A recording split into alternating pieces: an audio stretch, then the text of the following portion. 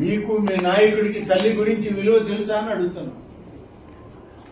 ఆ తల్లే నేను ఈ తల్లిగా ఎందుకు ఉన్నాను ఈ కొడుకు అని చెప్పి బాధపడ్డటువంటి ఈ సందర్భాలని ఏం మాట్లాడుతావు నువ్వు?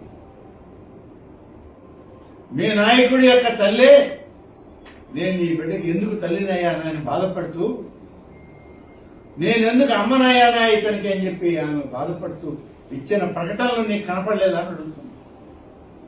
నువ్వు ఇవాళ గోమాతల గురించి, టీటీడీలో ఉన్నటువంటి గోవుల యొక్క గోశాలల గురించి మాట్లాడే క్రమంలో అమ్మ, ఆవు ఇన్ని మాట్లాడుతున్నావు. అమ్మ అనే పదానికి అర్థం తెలియనటువంటి వ్యక్తి నాయకుడిని. అటువంటి నాయకుడి కింద పనిచేస్తున్నావు నువ్వు. ఎప్పటికైనా బుద్ధి తెచ్చుకో. నీ పాలనంతా ఎలా జరిగిందో తెలుసు అందరికీ. ఎన్ని వ్యవస్థలు కుప్పకూలాయో తిరుమల తిరుపతి దేవస్థానం, ఎంత అవినీతిని మూట కట్టుకుని పోయావో, ఎన్ని అపచారాలు మూట కట్టుకుని పోయావో.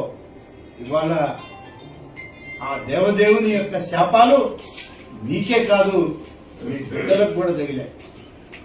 ఇంకా మీకు బుద్ధి రాలేదని అంటే ఇక ఆ భగవంతుడు కూడా నిన్ను రక్షించడు.